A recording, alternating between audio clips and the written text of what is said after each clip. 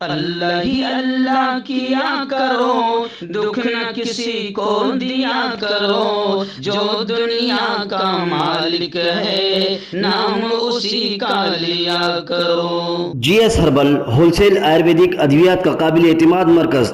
تجارت کے خواہشمند حضرات کو ہم مکمل ٹریننگ دیتے ہیں۔ ہمارے ساتھ تجارت کر کے بھرپور پیسہ کمائیں۔ علماء اکرام، حفاظ، ڈاکٹرز حضرات کے لیے خصوصی رعایت۔ تفصیلات کے لیے ابھی رابطہ کریں۔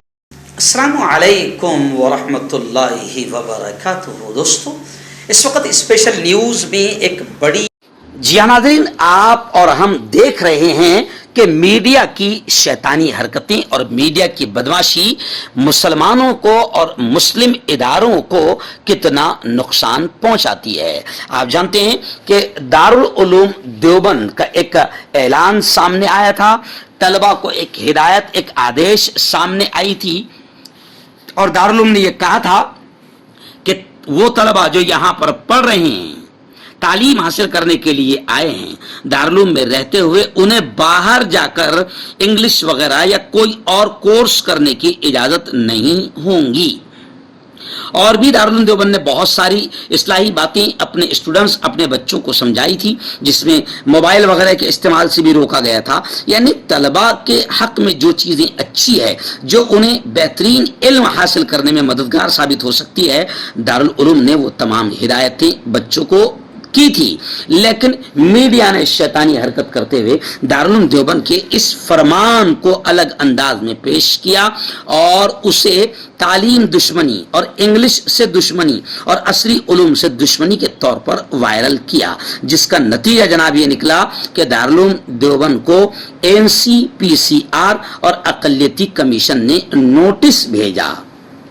ادارے کے ذریعے تعلیمی اوقات میں طلبہ کی انگلش کوچنگ اور کمپیوٹر کلاسز پر عائد پابندی کے فیصلے کے خلاف باقاعدہ یہ ایکشن لیا گیا، اور دارالعلوم دیوبند کو NCPCR اور اقلیتی کمیشن نے نوٹس بھیجا۔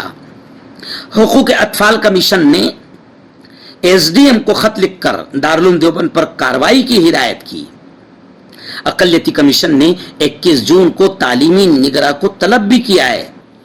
اسی کو لے کر مفتی ابو القاسم نعمانی جو دارالعلوم دیوبند کے محتمم ہیں، ان کا بڑا وضاحتی بیان آیا ہے۔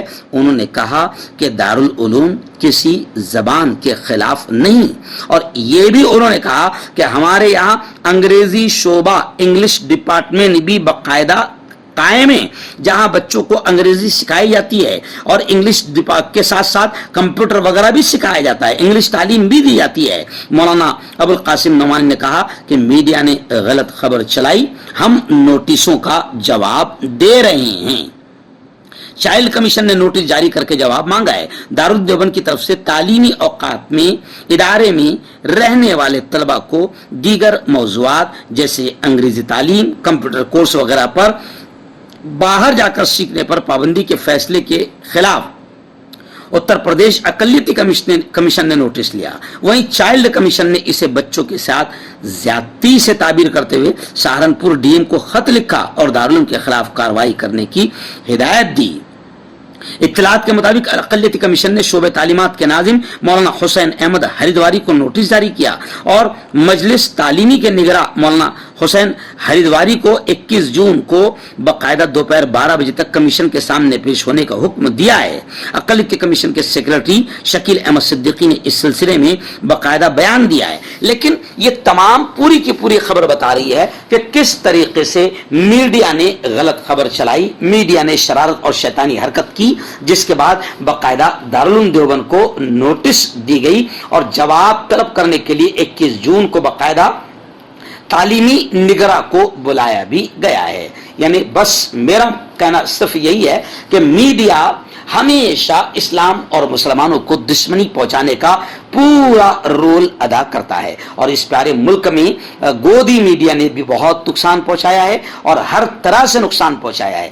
چھوٹی سی اس خبر کو کس طریقے سے میڈیا نے پیش کیا تھا، اور اس کے بعد باقاعدہ دارالعلوم دیوبند کو نوٹس دی گئی۔ حالانکہ دارالعلوم دیوبند کے لیے یہ نوٹس کوئی نقصان دہ نہیں ہے، لیکن کہیں نہ کہیں ٹینشن آتا ہے کہ کس طریقے سے ملک میں نفرتوں کا ماحول میڈیا کے ذریعے سے بنایا جا رہا ہے۔